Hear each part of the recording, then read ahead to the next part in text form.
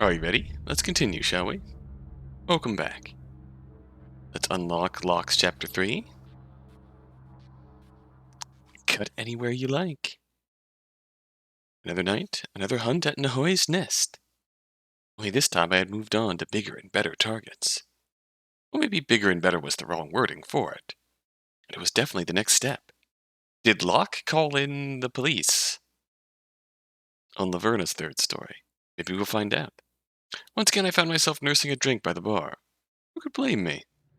The bar had a good view of the whole area, so it was pretty ideal for staking out like this.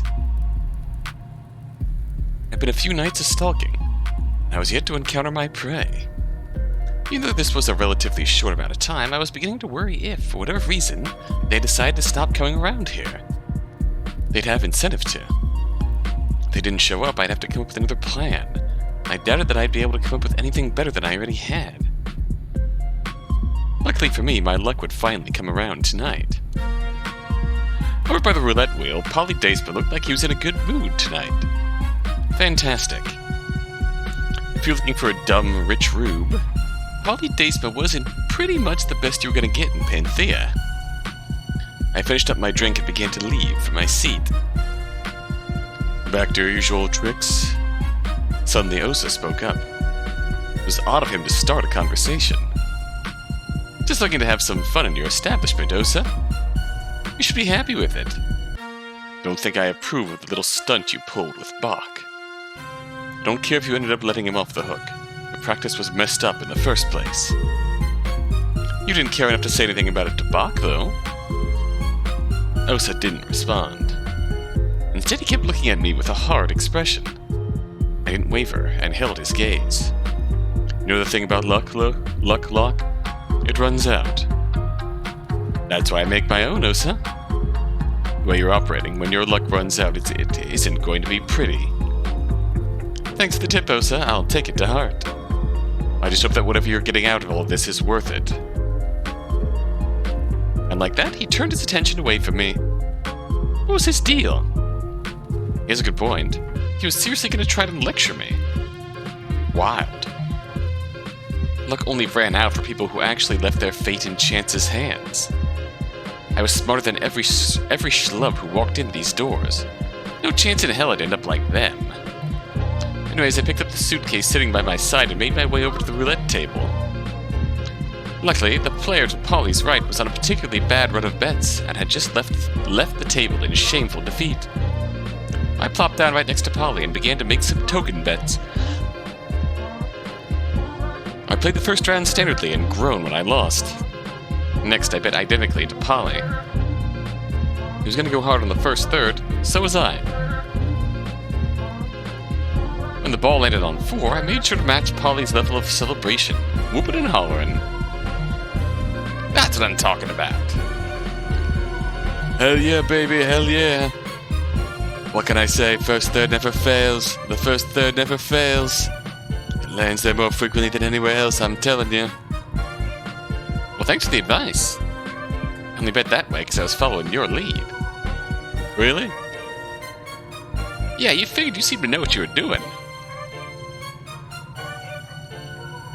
Guess you had good instincts at roulette, and I had good instincts on gamblers. Huh. Well, you're welcome. Glad to have helped. Polly held out his hand. What's your name? Locke. And yours? Polly. Polly? Wait, like Odin Deisma? He sighed a bit, perhaps somewhat hoping that I wouldn't bring up his real identity. Guilty as charged. Whoa. Didn't know I was in the presence of royalty. Oh, fuck off. Am I wrong? Look, man, I'm just like a dude. Fucking hate getting treated differently because of my last name. I feel that. You know your family's a bunch of assholes, right? Huh. You're telling me I'm the one who has to live with them. I think they get a bit too much hate in the public eye.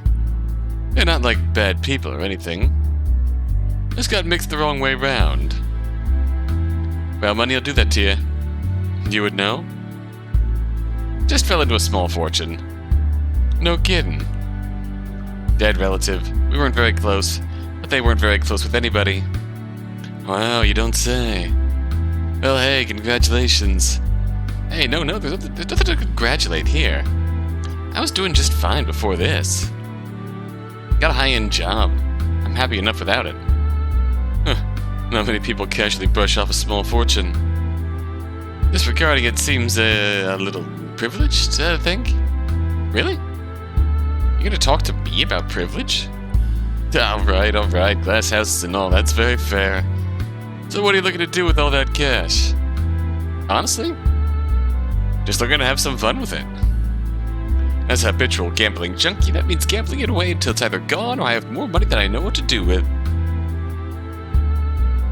Fair enough, I guess. If you're already well off, there's no real point hoarding your wealth. Only problem is how to really gamble it. To be honest, roulette wheels and blackjack tables don't feel like real gambling. I can see that. They're good to kill time, but as a real gamble, they're a little flaccid. I like to bet big in a personalized gamble. Only problem is, I held up my suitcase and slapped the side of it. There's 500 white chips of cash in this thing. There's not exactly a line of people with the capital to match a bet like that. No kidding. Even to a prodigal son like Polly, this amount made him double-take a little bit with surprise. Couldn't believe I'd just casually bring this amount to a place like this.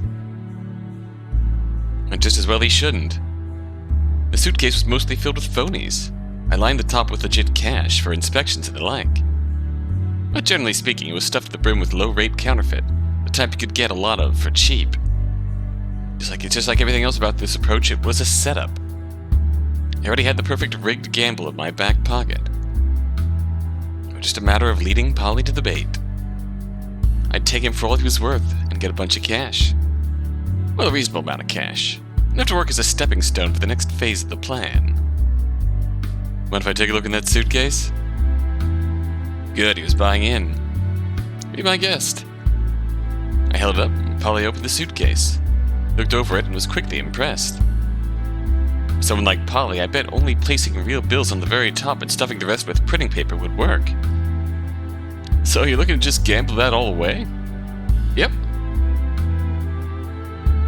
As he drew back, I closed the suitcase and put it back by my side. Well, I mean, if you're looking for a high roller to play against, I could do it. Really? Yeah, I mean, I'm not Art or Odin or anything, but that sum isn't something I could just sneeze at. I'm just as likely to win it as I am to lose that amount. Not with that attitude, you're not. Oh, hi. Ugh. In his slightly inebriated state, Polly almost fell right off his seat. He was taken completely unawares. I couldn't blame him. I didn't notice the old man sneak up on us until he spoke up. Standing right next to me. Odin Deisma. Gonna be honest, this was a curveball. Odin? What are you doing here? If my son is gonna be wasting his days, so many days in an underground pit, I figured it was worth seeing just how pitiful the pit is. As expected, the pit is fittingly pitiful. A pit full of pity. Odin spoke in a pleasant tone, clearly pleased at himself with his attempts at wordplay. This did not settle Polly's nerves. Look, it's really not that bad. Oh? Is that right? Polly just gulped. What a waste. What a waste. I already knew of your proclivity for being useless, but it is still disgraceful to witness firsthand. Roulette? You're betting on roulette? Eh? Suddenly, Odin reached forward and began yanking on Polly's hair. I think your fortune be dictated by a spinning metal ball is fitting for the most worthless beggars and fools. To claim fortune by dominating over another with wits is one thing. This mindless addiction is truly as worthless as you. Get off me! Besides, weren't you the one going on about how we got luck in our blood or something, old man? As ever, you fail to comprehend the most basic of concepts. Unfortunate that Deismas is not given to those who fail to grasp fortune for themselves. A feckless idiot like yourself could never truly make the most of your blood. Of all my children, you are the greatest disappointment. You've potential, but the ambition and demeanor of a common whore. Jesus. Useless to the company, useless to the press, useless in gambling, useless in life. Granting you the same flaw as art was a mistake. He actually made good on his potential and knew how to follow in the Deisma way. And here you are, ready to be conned into giving away once more what is, by all rights, mine. Odin let that last statement linger. Polly just stood there, anger on his face, but unable to vocalize anything. Finally, Odin sighed, then pointed to the stairs. Get out, before you further disgrace the Deisma legacy. You don't get to tell me what to do. You may own everyone else, but you don't own me. Despite saying that, Polly began to storm away, in the direction of the exit. And just like that, my golden goose had wandered away. Just my fucking luck. Finally, the moment I got the whale on the hook, this old coot had come in and completely wrecked shop. God fucking damn it. I assumed that because he had completely failed to address me, Odin had no intention of interacting with me. However, with Polly exiting, the man now turned to me. And now, that leaves the two of us. Sorry, didn't want to get in the middle of all that. Seemed like some family drama. You think me harsh? A little, yeah. Good. Maybe that will make one of my lessons finally drill into that thick skull of his. But we are no longer talking about that failure, we are discussing you. You say you fell into a good deal of fortune recently. Seriously? How long had this guy been listening in? Yeah, pretty much. I see. Apologies for the passing of your relative. Oh, well, we weren't incredibly close or anything. I would think anyone who leaves you that sum of money is someone that matters to you, retroactively or not. I suppose. Not like I care that much about the money, though. Oh, I think you do. Excuse me? You weren't attempting to rid yourself of the cash just now. You were hoping to double it by scamming my foolish son now, weren't you? What? No, I like that. Huh? Looking for a target, you couldn't find anyone more suited to be duped than that lumbering waste of my sperm. Jesus, to seek him out takes tenacity. Put your fortune on the line. Guts. It's good to know that there are still young people with a drive to take fortune into their own hands like that. I respect those with such will. Thanks? I have taken an interest in you. Oh? It isn't a rare occurrence. I often have the whim the closer inspect those with potential, those like yourself. If you'd like, I'd much enjoy testing you to see just how much true worth you possess. What? Excuse me? You wish to grasp fortune with your own two hands.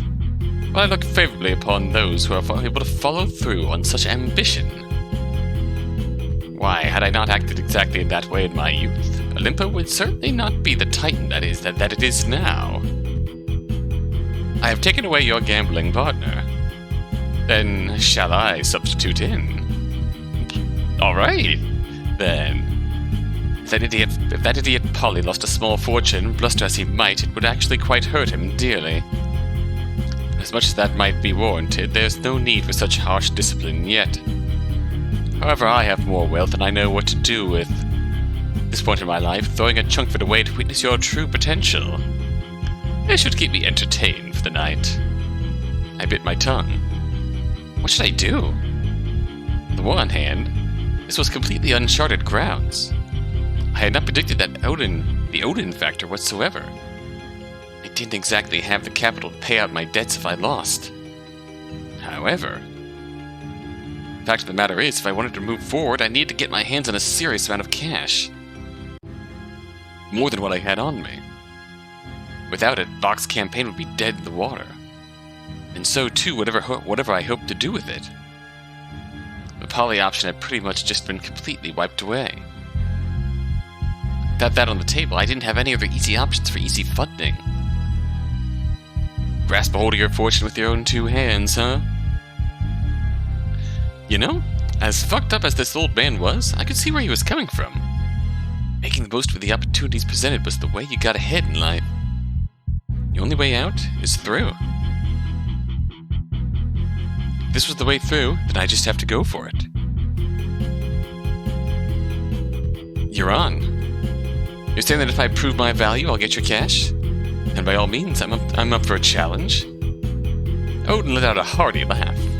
With a mere moment's consideration, you charge forwards. Brilliant. Absolutely brilliant. Now, is this unerring confidence or a fool's rashness? Truth lies with the victor. Let us determine it. If I understand this place's system properly, there's a more dignified location to duel. We'll be playing duel monsters, obviously. I feel like if you'd probably be looking for the VIP private room, but that's excellent. Without another word, Odin turned from me and went over to Osa. The two had a brief exchange, which seemingly caught Osa off guard.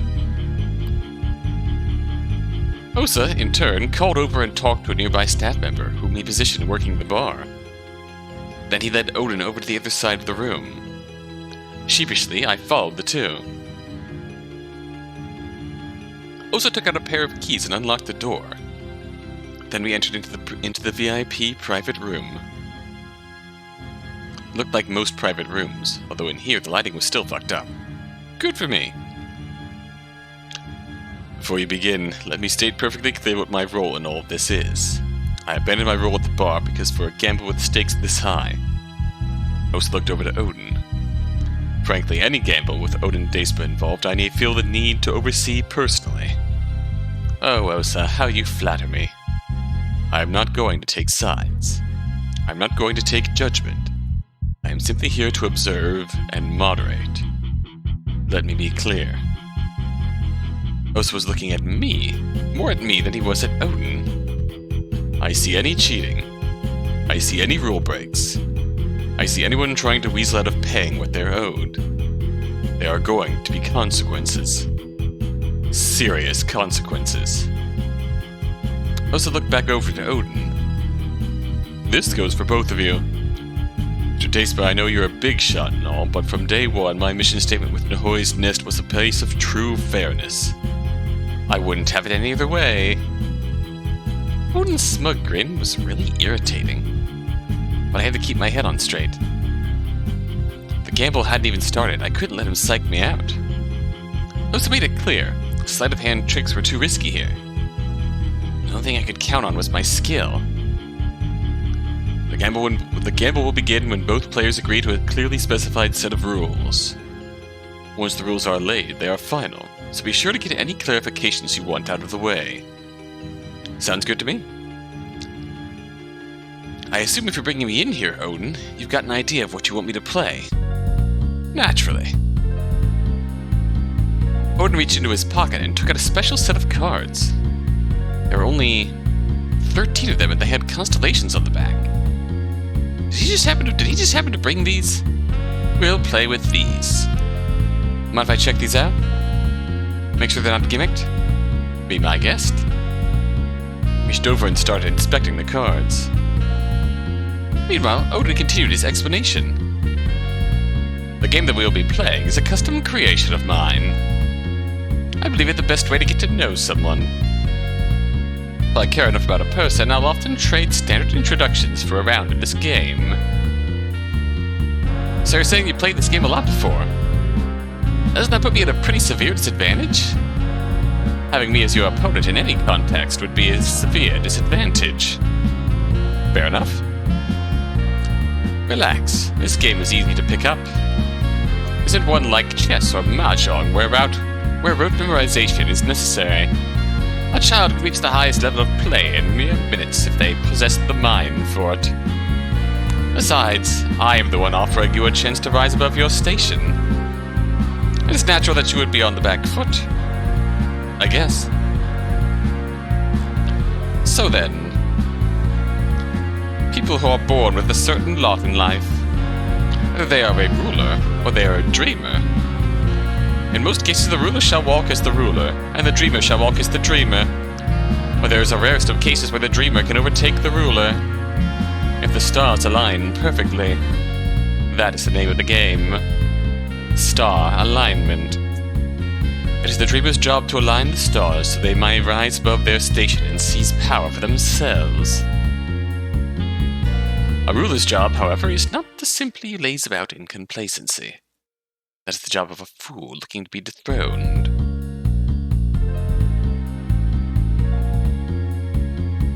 Any competent ruler will devote their time and resources to making sure that their stars don't align, that no dreamers will be able to prosper, that they remain on the throne. Is there a point to this, or... Listen well, I'm explaining the rules of the game to you as we speak. As you've seen, the star deck is made of 13 cards, ranging from 1 star to 13 stars. At the start of each round, both players are dealt 6 cards. The 13th card is placed face down to the side. Each round, one player acts as the ruler, the other as the dreamer. The winner of the previous round is to choose which role they wish to be. Then, starting with the ruler, each player takes turns placing one of the cards in their hand in a line across the table. After all 12 cards are placed, the 13th place down card is flipped and placed at the end of the line, and then the round ends. If at the end of the round there is a star alignment, the dreamer wins. If not, the ruler wins.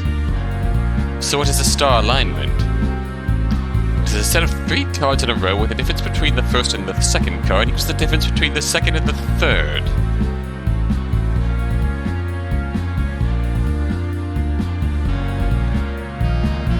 So on a deck of 13, 9, 5, 13, 8, 3, give it a 5.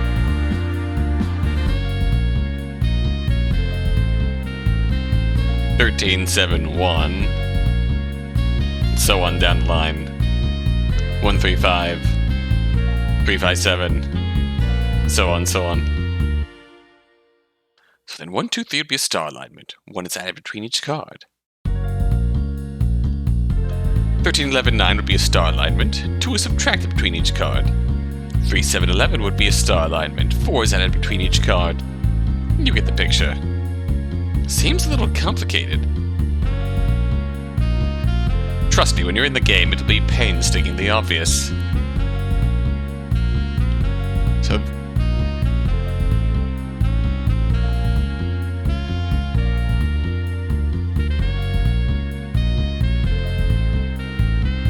So realistically, the ruler is playing their cards to disrupt the dreamer's play. So the ruler's going to play cards that don't match the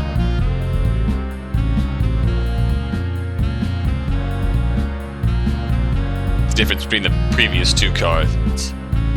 The dreamer is going to try and match the difference between the first 2 cards that the ruler plays to disrupt. It just goes back and forth. Realistically, if the dreamer can match the difference that the ruler plays to win their disruption, they can pretty much win. No questions. There's a second aspect of the game to be aware of. Each player also gets 5 chips each round. Osa, fetch us 10 chips. This table you're at has chips in the drawers. Odin then opened some drawers and eventually found chips. Took out 5 white ones, which he gave me, and he kept 5 white ones. On your turn, you can place any amount of your chips on a card. Once chips are placed, they cannot be moved. And on your turn, you could put down as many chips as you have, but they must be on a single card per turn. A chip placed on the face-up card adds 1 to their value. So if there's one of 2, 5, 6, and 2 chips are placed on the 6, it will be treated as 2, 5, 8. Huh. Winning a round scores you 1 point. Additionally, every chip you keep in your hand, that is every chip you don't place down, gives you an additional 1 point if you win. If you want to truly succeed, then you must win while being frugal with your chips. The winner of the gamble will be the person who first reaches a total of 13 points. Do you understand these rules? Yeah, I think I do. It's a little weird, but I figure I'll get the hang of it. Good. In that case, because this is a special case, I'll also add a final rule I sometimes introduce to keep things interesting. Interesting? Dude, this is my first time playing this game. I need to break out the advanced rule set. This is the way to truly test your worth. Whenever somebody wins a round, they may make a simple change to the rules. What? How on earth does that work? Oh, I assume we should clarify what counts as simple, right? Very well. This is a serious match for you. So it makes sense you'd want to check such eventualities. A rule change must not reference either person's name, or be obviously directed towards a single person. It must be a single sentence without any conjunctions that relates to the core rule set of the game already set out. Oh, and to prevent one side immediately capitalizing on a rule change by favoring the ruler or the dreamer, and then giving themselves that rule. The rule will only go into effect after the following round. Ah, what a headache. I find the rule quite poetic. Winners in life write the rules. That's capitalism, baby. This is just the most literalized version of that truth. Well, I can't say I love it, but I'm pretty sure I don't get a say in this. You're a quick learner. Alright, well, while we're ironing things out, I want to settle on the stakes of this gamble. Your reward, right? That suitcase of yours is filled with cash equivalent to 500 white chips, correct? Right. Then I'll bet 1,500. What? I was slightly taken aback by the figure. 1,500 white chips? That was such a ludicrous amount, I was speechless. Odin, sir, I know I have some wealth to my name, but I can't bet that high. You're tripling what I wanted to bet with. Indeed I am. These days I am numb to much in the world. It takes such extreme stakes to make me truly excited to play. 1,500 white chips. I shan't play for a penny lower. Oh, and I won't be degrading myself by putting more at stake than you. You're saying I need to cough up another 1,000 white chips? Yeah, not happening, man. Really wasting all my time saying you wanted to bet against me, then make me bet way more than I can afford? Not cool. Oh, you can afford this gamble. No, I can't. What do you think the value of a human finger is? Let's say the pinky. If you ask me, I'd put the value at, say, 500 white chips. Oh. Alright then. What do you know, you have 2 pinkies right there. What? The fuck are you saying? I'm saying you bet the contents of that suitcase, and for every 500 white chips worth of cash you are short, I get to make a clean cut with a knife. My first 2 cuts will be your left and right pinky. What sort of psychopath are you? What value do you get out of cutting my fingers? It's not what I gain. It's what you lose that gives it value. I'm offering up a life-changing amount of money, Locke. If I offered to pay someone 500 white chips worth of cash to cut off their pinky, many men would make that trade. So then how is this any different? If you claim victory and defeat me, 1,500 white chips worth of cash will be deposited within any bank account of your choice within a minute. Osa here will ensure it. So then, do you accept? Betting my fingers? That's fucking insane. There's no way I could. But 1,500 white chips worth of cash. That amount, not just the bot campaign, the options I'd have. I was already in this deep. All I had to do was beat this old man at a simple gamble of cards. I was great at this. The game described was a psych game, and that was my specialty. I could beat Odin. I had to beat Odin. Worst comes to worst, I could always just talk my way out of things. There was no way I'd actually lose my fingers, not with how I had set things up. person I was facing, he was suggesting serious body mutilation just for fun. Bit of a sport on a random night. This man was a monster. But, alright. I accept those terms. Odin began to laugh so hard it transformed into a coughing fit by the end. Excellent. You truly are interesting, Locke. After all this build-up, you better not disappoint me. Locke's accepted the proposal, Osa. The games can continue undeterred. So who's gonna be ruler first? You haven't played a previous round. We can flip a coin. Or rather, a chip. Odin took one of his white chips and held it up. Call it midair, crown or not. Odin flipped his chip. No crown. Odin slapped the chip onto the table. Then he revealed it. Ah, it begins. Gamble has only started, and already my ruler's luck is flowing in my blood. It's a single coin flip, man. Don't get over dramatic. I shall be the ruler. Ruler deals. Odin reached over and grabbed the small deck. So few cards, it was easier than normal to try something, so I kept a close eye on Odin's movements.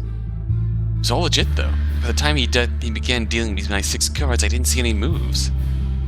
Alright, what was I working with?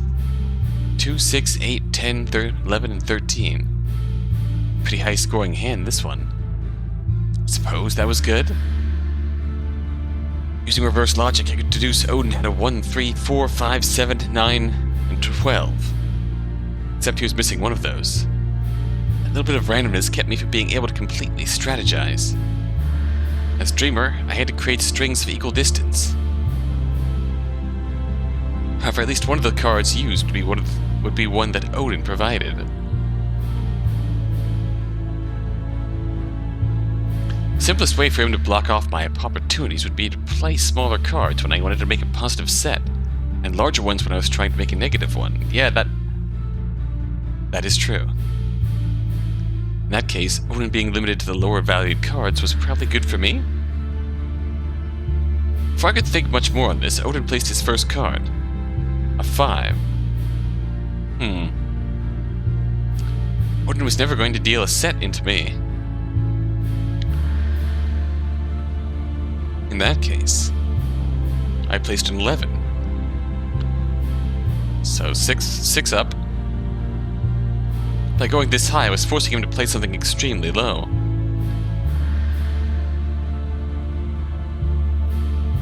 I also could make a negative string by playing at 6 and modifying the numbers later on with chips. In response to my card, he put down a 3. I countered with an 8. Didn't want to use my 2 or 6. Looking at what he had, those were likely to be useful in building a set. Then Odin did something that surprised me.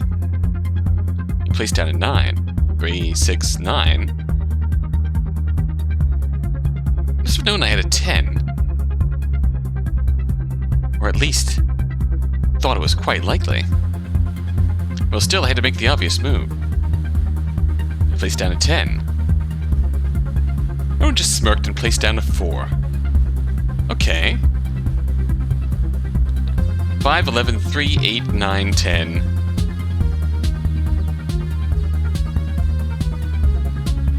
The current line. Things stayed the course I had to run in 8, 9, and 10.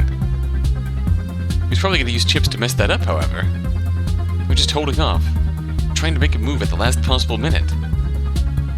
I just have to think one step ahead. Place down a 6.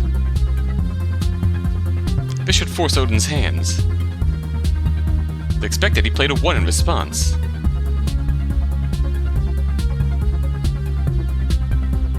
After my surprise, he placed a single chip on the 8. 5, 11, 3, 8 plus 1, 9, 10, 4, 6, 1. At this point, I had 2 chances to play chips, he only had 1. I had a 2 and a 13 left. A 7 and a 12 would be played after this. If I placed 4 chips on 4, I could make 10, 8, 6. To avoid that, he was likely going to fuck up 10 with his white chips. You made 10 and a 14, there's nothing I could do to alter the 8 plus 1. 9, 10 set into aligned stars. It was this late in the game that I was learning a fatal but important lesson about aligned stars. It's important to keep in mind the odd-even state of things. If the first digit in the set is odd, if the last is even, or vice versa, it's impossible to line them up with the second digit. You could try and set up a line where I put chips onto 3 to make something like... Fuck, I couldn't quite manage anything like that because of the chip on 8. God damn it. This bastard was a lot more clever than he let on, huh? He kept running permutations of the next few moves, but whatever chips I placed down this turn, there was something that Odin could do next turn that would prevent me from getting a set in a single turn. However, I saw a single out. If he had a 7 in his hand, he had to place it.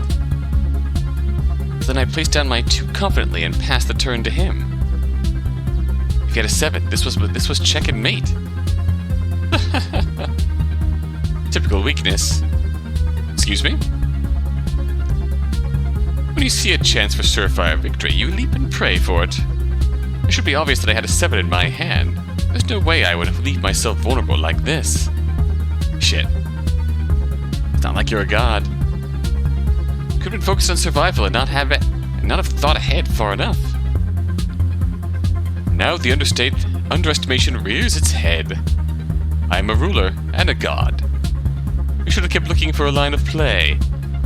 Instead you prayed, and I answered those prayers with a resounding no. Oh shit.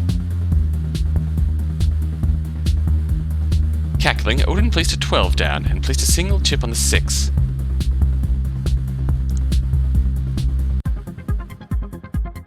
Oh boy. Yep, that breaks me out of making 10-8-6.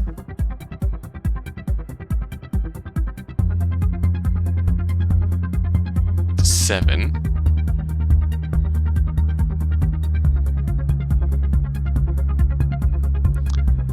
I had to play a 13.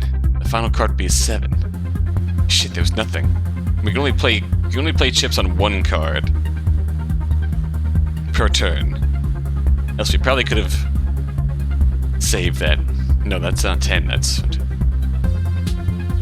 That is 10. Could have made 11. Couldn't even do that because we need to put 5 chips down on the 4. Make 9. Shit, there's nothing. Being able to make the last chip placements, it seemed like I should be afforded a lot of power in how the round was decided. Yet everywhere I looked, nothing lined up. Dejected, I placed down my 13. Very well, and let fate deal the final card. Odin reached over to the face-down card, slid it closer, and flipped it over. Sure enough, the final card was a 7. Let's see. 5, 11, 3, 9, 9, 10, 4, 7, 1, 2, 12, 13, 7. Do you see the aligned stars? No, I don't. I get it, no need to rub it in. Odin cackled to himself. This means that as the winner, I get 1 point. And I kept 3 of my chips, which means my score is actually 4. Damn. That was a rough start. Just getting a feel for things. This is more complicated than it looks. A child can pick this up in a few minutes, huh? I'm gonna call BS on that. Trust me, I spoke the truth. Ard gave a worthy showing at the age of 12. He lost, of course, but it was a noble effort. His 12-year-old son gave a noble effort? Okay, then. Made a critical mistake, Locke? Yeah, I know. I should have thought more moves ahead. Odin shook his head. Your hope of victory blinded you. Because you wanted that sweet alignment of 1-4-7, you lost sight of the larger picture. I was able to foil your plans with a single chip the next turn. Had you looked at the big picture, you could have forced my hand, making me spend all my chips. I have a quarter of the points I currently possess. I don't really care about how many points you have right now. I intend for this to be the last time you win any at all. Watch your mouth on this one. As you'll soon find, Locke, winning with any spare chips is a rarity. Every point is precious. Allowing me to steal 3 away like that is a mistake you will soon come to regret. Yeah, don't you have some rule change to implement or something? Indeed. As the winner, I decree. The ruler shall choose which cards the dreamer is dealt. Blech. So I say, so it shall be done. Whoa, that's insanely powerful. Enough to pretty much guarantee game's won. With this rule change, being the ruler basically gets you the round. Winning a round lets you choose to be the ruler of the next one. Thinking about it, this next round would decide the fate of the game. Okay, let's just get to the next round. Let me guess, you want to be ruler again? I suspect if I don't give you the chance now, you'll never see it again. Therefore, I shall let you wear the mantle of ruler for the coming round. Works for me. That means ideal, right? Indeed. I honestly wonder if Locke's gonna lose here. Gave a solemn nod, picked up the cards, began to shuffle them. I had to fight some pretty strong instincts not to try forcing anything. Osa was still watching this, and if he caught anything, the bones in my hand would likely be forfeit. Dealt Odin 6, myself 6, and placed a dud in the center of the table. What was I working with? 2, 3, 5, 10, 12, 13. Okay. This was a varied hand. Odin had some combination of 1, 4, 6, 7, 8, 9, and 11. Learned a couple of things in the last game. The more extreme a card, the more critical it could be. On the one hand, extremely high or low value cards were pretty much impossible to be used in the middle of a card. To be used as the middle card in a set, so placing them down, they can act as a wall. However, they give the opponent a lot of flexibility to put an ideal middle card to try and force a later set. Decided to take a trick from Odin's book and start in the middle. I placed down a 5. Without missing a beat, Odin placed down a 1. I could afford to go as low as a 10 on this one, when faced with the extreme of a 1. I was expecting something like an 8 or a 7, but to my surprise, Odin went the other way and placed down an 11. Well, fuck me, I guess. Maybe these extreme cards weren't so critical. After all, Odin just played either end of his hypothetical hand. Could try and get cheeky and play a 12 or 13, hoping to fuck around with chips that late in the late game. I learned last game that even though I fucked it up, the Dreamer really got its power from being able to place the last chip. Didn't feel confident enough in my star alignment skills to properly handle a tricky endgame. Instead, I went for a 3. Odin responded with a 6. Okay, so the current line was 5, 1, 10, 11, 3, 6. Still had a 2, 12, 13. While Odin might have a 4, 7, 8, or a 9.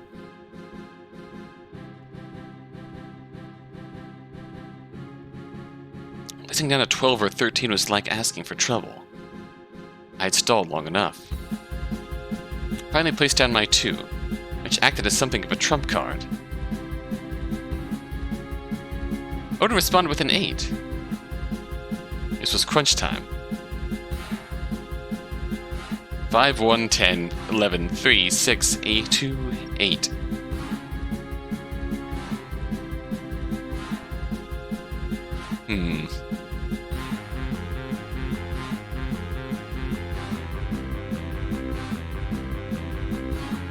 It would be pertinent to place a chip on the 6 or the 8 right now. Because Odin could dump all 5 of his chips on the 2 to get 7. Shit, Odin could place 5 on 2 to make 6, 7, 8. Fuck, what if he still had a 9?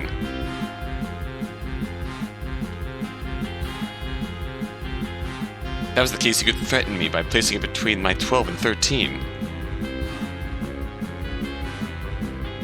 Last turn he could put 5 on 9 to make it a 14. Alternatively, if I place my 13 first, I could just make the 9 into an 11 with far less effort. That loses... Shit, what the hell? It's like the same situation as last time, but this time, instead of having no way to win, it felt like there was no way I could prevent myself from losing. Put a chip on the 6. The 7 to 8.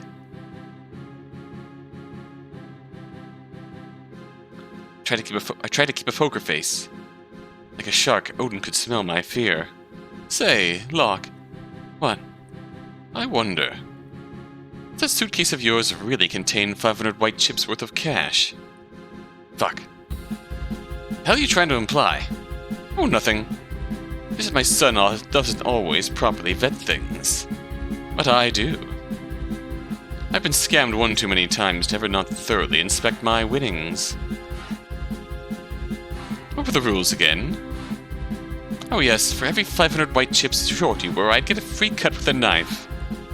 First two would be the pinkies, but you know I never specified where a hypothetical third cut would go. Odin reverted to his typical deranged cackling. Focus, he's just trying to throw you off your game. He's never going to get a chance to check that suitcase. Actually, the bet specified that for every 500 chips short I was, you'd get a cut.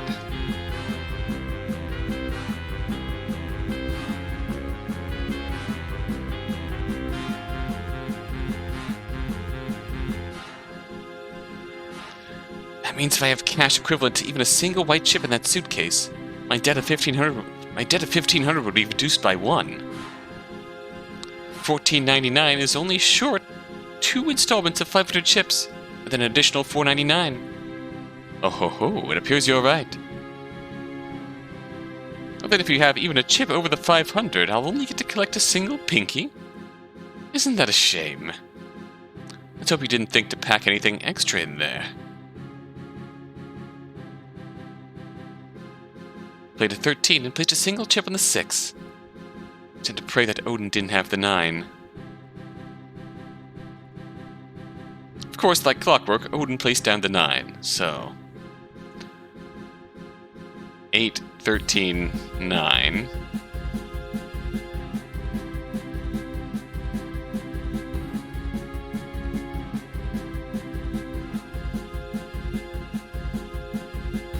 And no other chips. Hold on a second.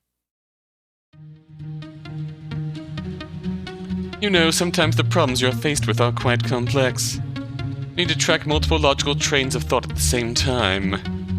Don't worry, it's really not anything that fancy. Just treat it how you'd normally treat a logic train. Except you know you're following 2 at the same time. Simple.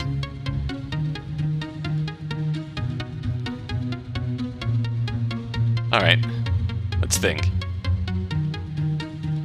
How many chips can I get out of this round? Hold on, can I win this round at all?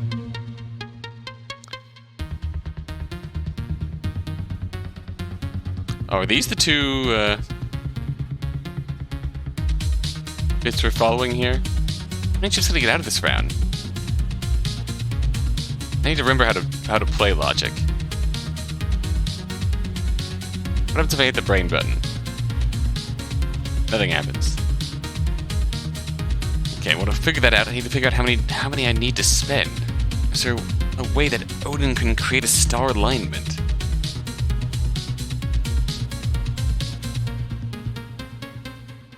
Is there an issue I need to fix? Currently he hasn't, but the round's not over.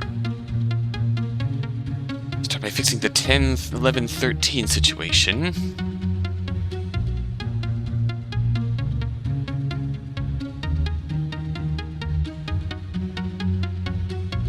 So we can do 10, 11, 3. That's... He only has 1 round to play chips. Not gonna be that one, because he can't do anything with that one.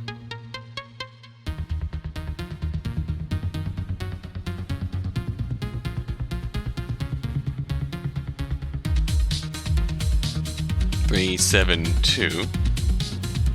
Can't do anything with that one.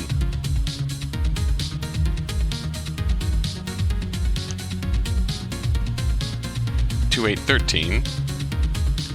Oh, that is a star line. Oh, that is not a star alignment.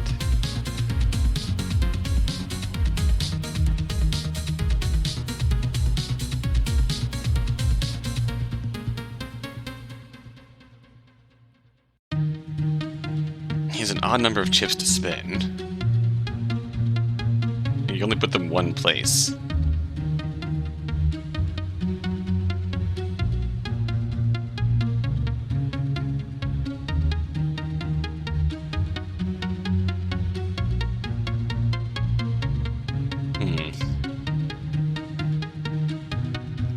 I feel like this is the problem we need to fix. Now we need to find one of his possible moves. If he just places a single chip on the 13, we got a 2, 8, 14 alignment. We both only have one more card. It's no good. It's no good at all. He has one turn left. It's important that I prevent him winning the next turn. Alter 0 card values. Alter 1 card value from now until the round's end. On the other hand, I want to keep as many chips to myself as possible. Yeah, he doesn't have a lot of power left, fewer options. Eh? It's like they're prepared to do whatever it takes to win, so I should respond in turn. Though that little bit of power is still a huge threat. Needs to place the last chips.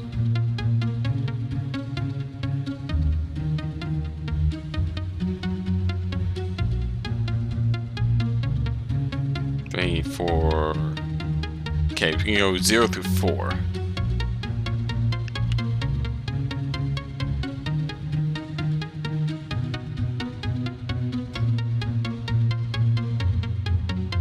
$13, $9, $12.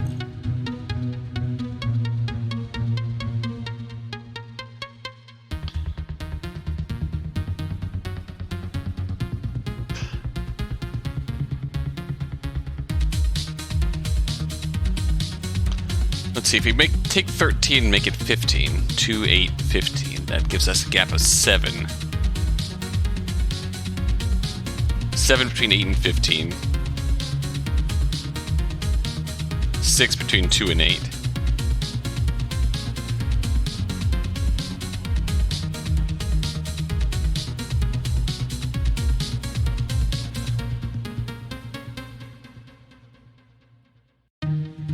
Puts one chip on the 8, he gets 2. 9. This gap is 7. 15. Which flips the difference, doesn't create an alignment. 15, 9, 12. Yeah, making 13 into 15.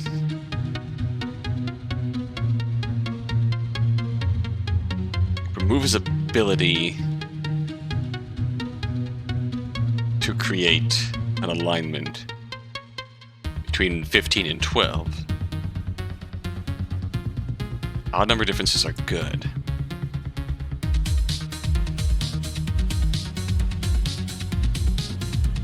I need to spend 2 chips to guarantee the win. I'm going to roll with this. Needs to place the last chips.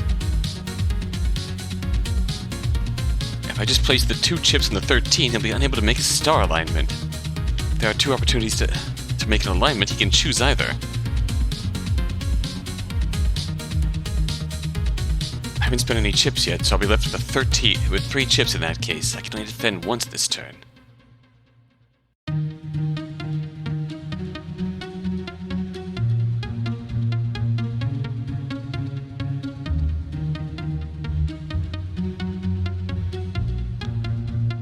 $11, $3, $7.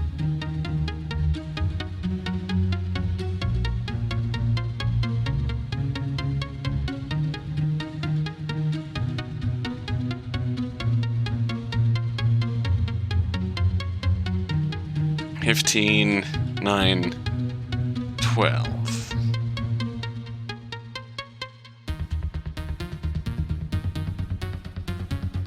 What card would be left after that?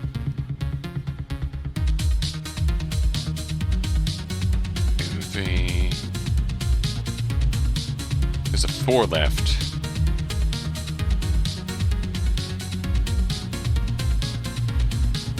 It's a 4 to 7 left.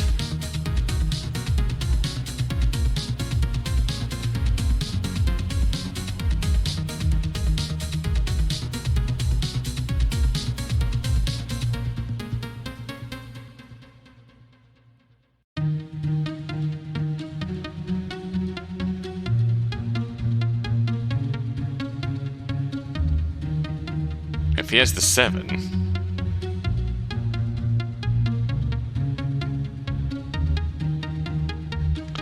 Is that the trap I meant to fall into? If he pulls this... Oh, 9... We're playing the 12. 7...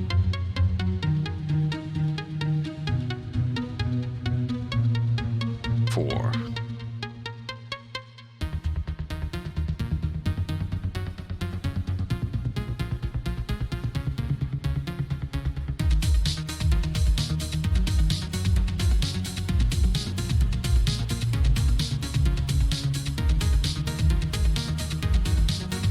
There is a potential alignment he could have if he has the 7 and the last card is the 4. I think that's where we're gonna get fucked.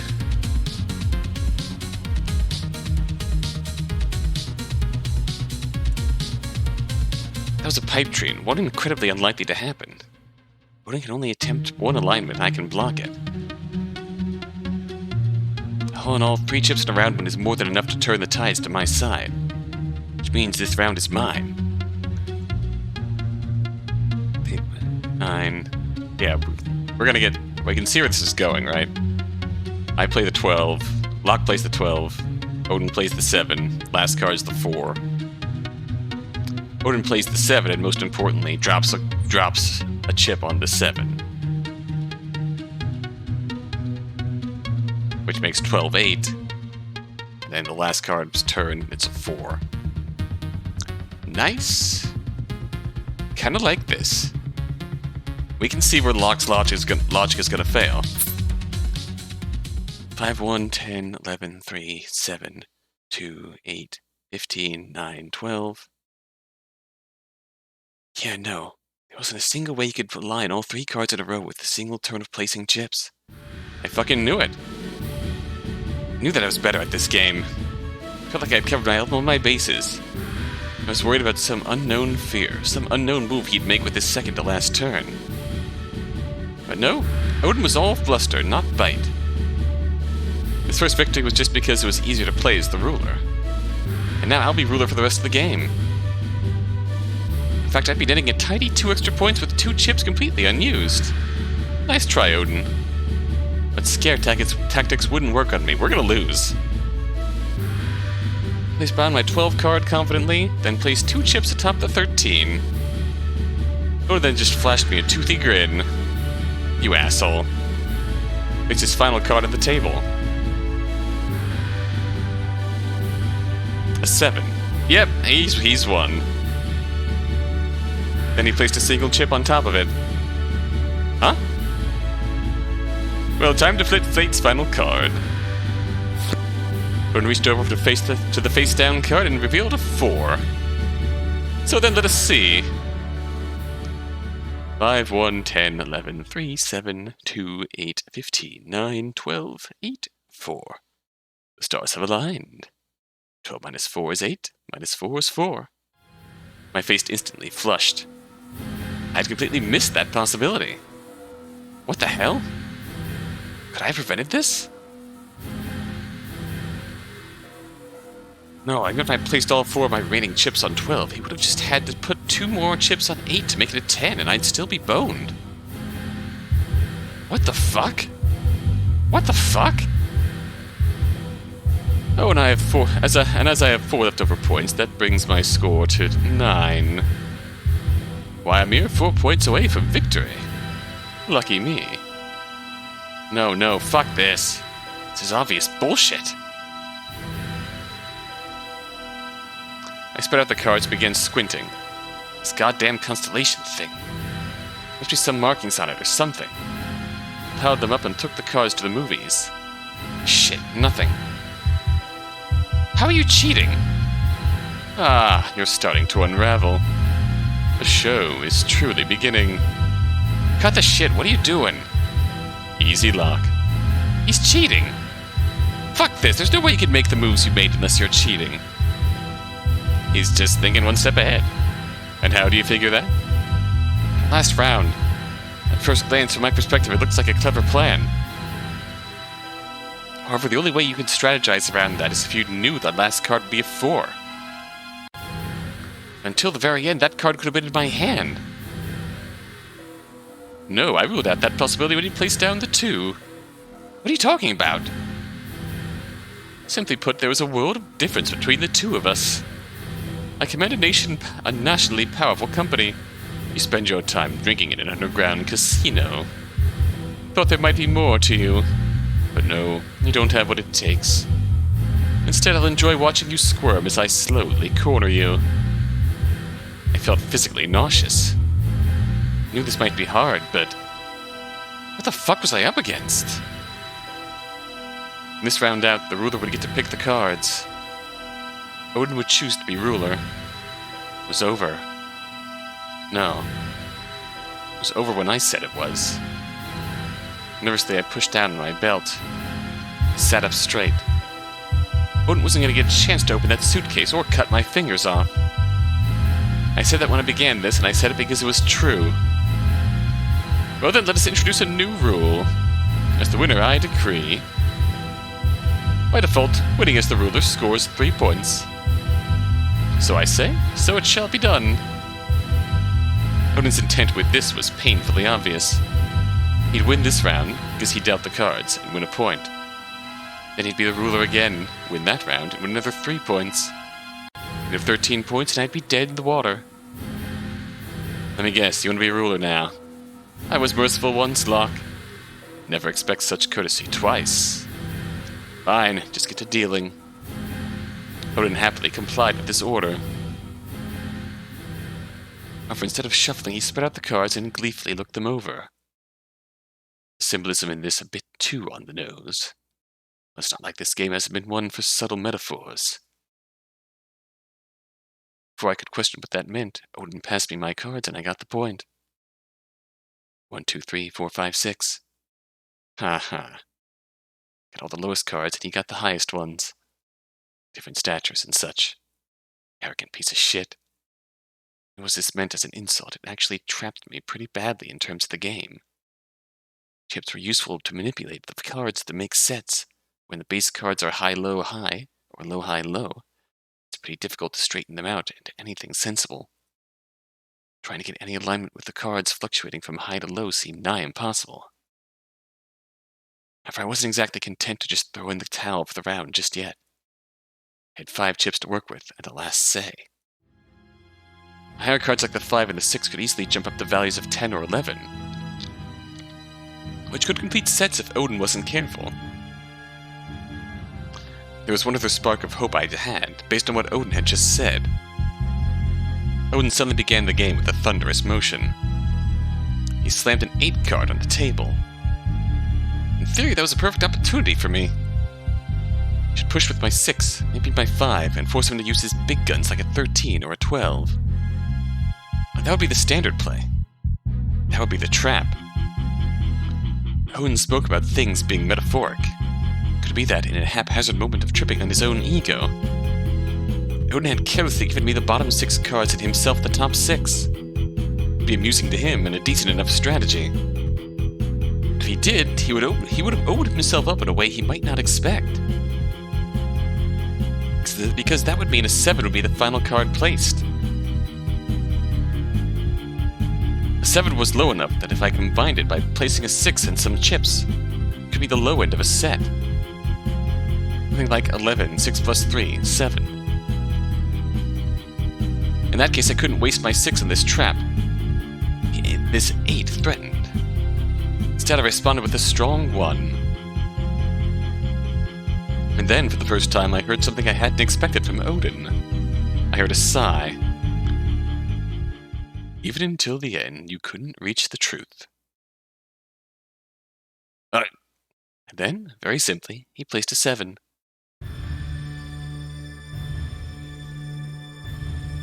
His earlier statement was a trap. If I played something even as modern as a 4 or a 5, he probably would have been too scared to play a 7. He'd put it down later, and it'd be exposed. Even easier to try and counter with a 6 plus chips. However, with this one, he was able to put down the 8 and 7 without any fear. The final hidden card was probably a 10. The final card Odin would play would be a 9. I have nothing to respond with. If I put down a 6 now, Odin would respond with a 13. I'd lose the war of altering specific values with chips. It was done. Could maybe force Odin to use all his chips, but there was no longer a path to victory this round. Reluctantly, I placed down my 6. Odin then began looking through his cards. However, before anything else could happen, a casino dealer burst into the room. Such impudence! You are interrupting a very important time. This is the climax upon which the game turns. Knowing this, the worker whispered something to Osa. Osa looked at the worker, back to us, then sighed. Sorry, but the match is postponed. What? What? A flash of pure wrath covered Odin's face. You little shit. Who exactly do you think you are talking to? Very sorry, Mr. Deisma, but both of you have to leave right now. Wait, what? I'm mounting a comeback right now. Odin, who understood the game state, shot me a dirty look at this. Cops are going to be raiding Nohoi's nest any minute. But he needs to evacuate ASAP. My workers are busy disposing of evidence. The hell? What's this about? Why now? You think I know? It wasn't Locke. The cops have probably suspected our operation for a long time. However, they let us operate in peace. It was more trouble than it was worth to try and bust a place like this. So if they've decided they're busting in here, then there's a big reason for it. That's... Hold on, how do you even know about this upcoming bust? I have my ways. Anyways, it won't be a good look for anyone found here when the cops arrive. Especially you, Mr. Deisma. So are you saying I have to flee this place, running around like a little girl?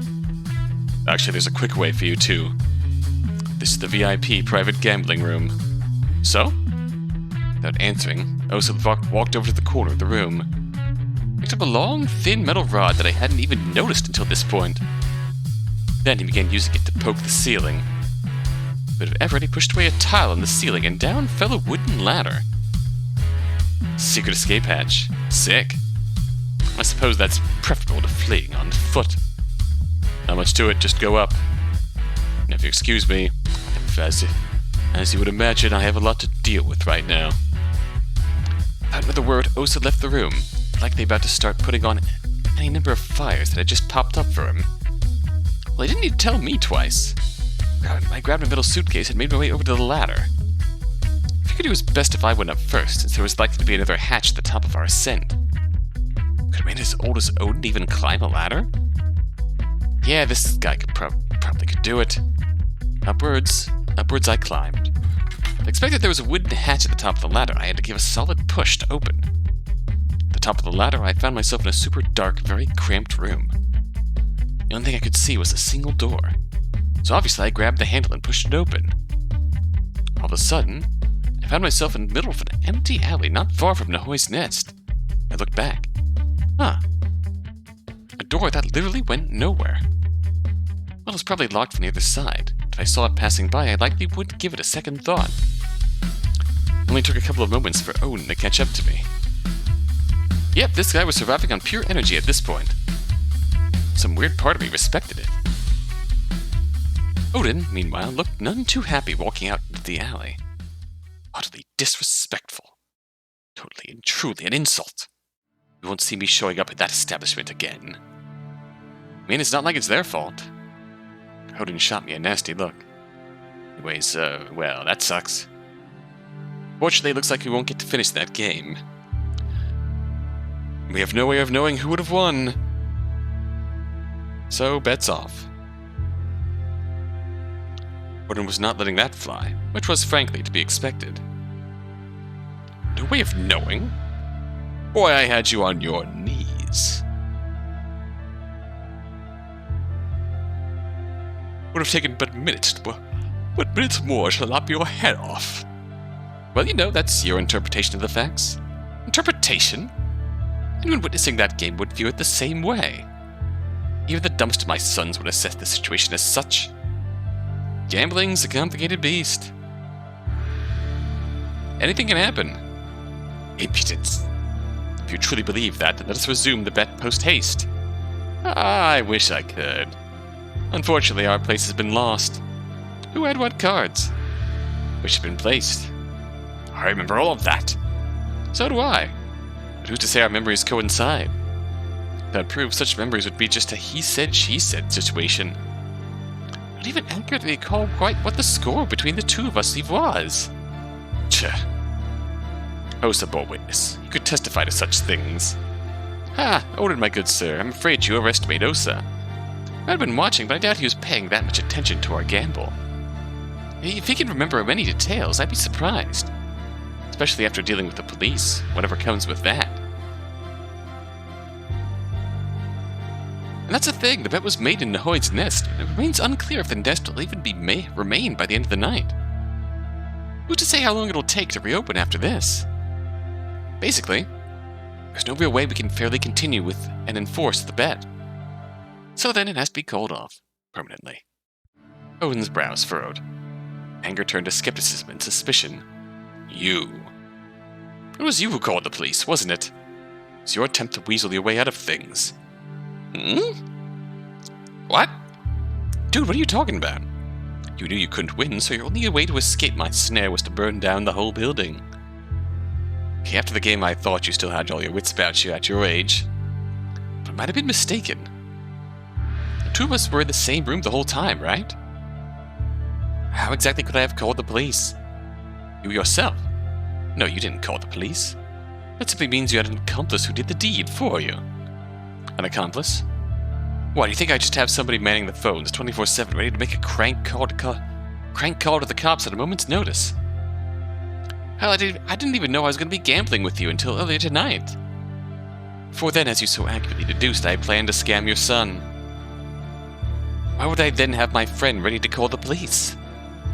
And how would they know to? I mean, if I was winning and the police showed up, that would be a major blow, don't you think? You were inside a private VIP room, one that needed keys to enter. Or what, do you think Osa was in on it? He was my man on the inside? So then your explanation? What, as to why the cops showed up? I don't know, man. Yes, I lucked out. Slowly the anger present in Odin disappeared. Then he gave a slight smirk. Interesting. Interesting indeed. I was initially disappointed in myself that I had become such a poor judge of character. Perhaps there's a glimmer of potential in you yet. Sir? Don't buy that hogwash about this being a happy coincidence for a moment. The only true luck that exists in this world is the type one makes for themselves. Oh, values align. This was done by your hands, plain and simple. Understandable. Respectable. Unorthodox, perhaps, but I've never shied away from the unexpected path. In my young days, many called my methods crazy and look upon what I have created. Odin chuckled to himself, clearly lost in the moment. Then instantly he sobered up once more. However, I'll leave you with a warning, young man. Go ahead. I've gotten as far as I have in life, partly by my ability to gauge the measure of a man in an instant. This confrontation has given more than I needed for you. I suspect that you wish to dominate the entire city of Panthea. Yeah. That is the air of ambition you give off. You're not the first I've met to have this ambition. Not the second either. I have this to tell you. As you are, your best course of action is to give up. The hell? Weren't you going on about a man grasping their own destiny? Of course. It's the most admirable thing one can strive for. Power to control one's fate. However, right now your ambitions overshadow your talents. You don't have it in you to face down Panthea if the best you can manage is to flee from me. I'm an old man, Locke. Past my prime. There was a time, perhaps, when I was the best of the best. That time has come and gone. Now I am but the baseline you have to overcome if you wish to conquer Panthea. Destiny is the requirement I make to anybody. I am back. Anybody, you back?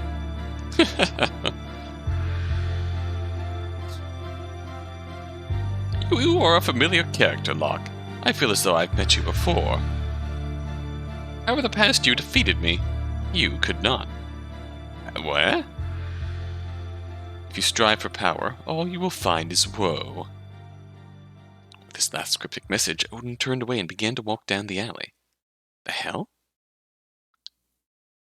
A bit of uncharacteristic irritation, I shouted out at him. Oh yeah, what the hell do you know? Odin paused, turned around, and said a few simple words. Prove me wrong.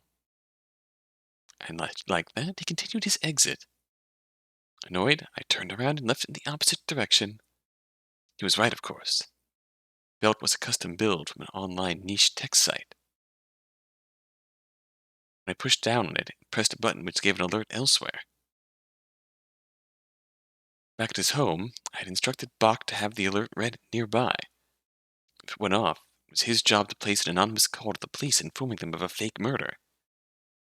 The cops couldn't let that slide. The plan from the start was risky, even when conning Polly. It was a sensible backup plan if things really went south. Never thought I'd have to use it. Odin had beaten me. Tended to rely on surefire methods like tricks and cons and the like. I always thought at my core I would come out on top. Yet this old man had completely and thoroughly trashed me at a game that should have been right up my alley. I'd escaped with my life, sure. I walked away with a briefcase stuffed with nothing but lies.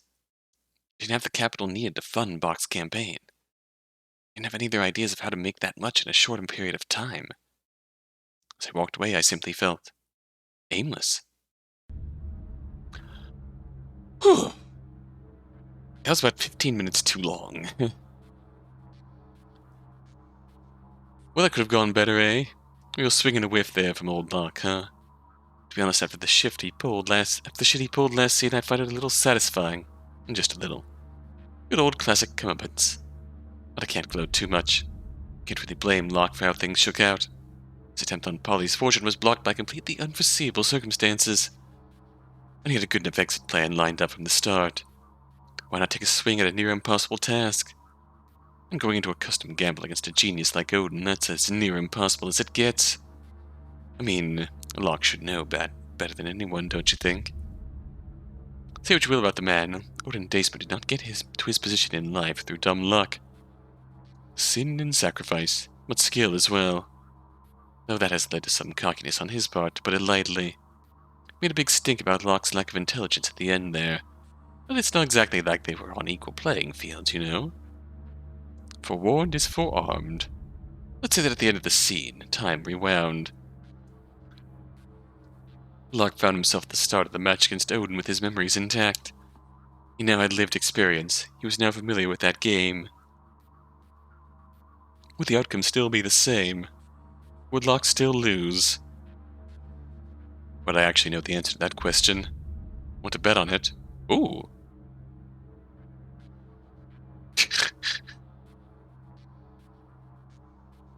No. Oh, really? Boring. Fine then, but... Sure, fine, we'll bet on it. Always up for a gamble, eh? Love it. Okay, then how are you betting? This is interesting. This, on the other hand, feels like it directly lines up with the lesson of the episode. Facing up with impossible consequences here for a bet.